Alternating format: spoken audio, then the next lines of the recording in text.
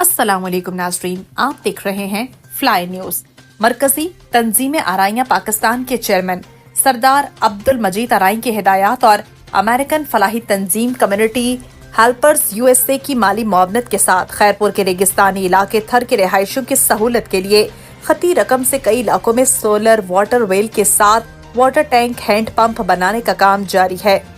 خیرپور کے ریگستانی علاقے تھر میں مقامی افراد کو پینے گھریلو استعمال کے لیے میٹھے پانی کی شدید قلت کا سامنا رہتا ہے، جہاں امریکن فلاحی تنظیم کمیونٹی ہیلپرز USA نے اپنے ڈونرز کی مدد سے خطی رقم سے صحرائی علاقے کے رہائشیوں کی سہولت کے لیے اندرون تھر کے مختلف گاؤں میں سے کچھ میں سولر واٹر ویل کے ساتھ پانی سٹور کرنے کے لیے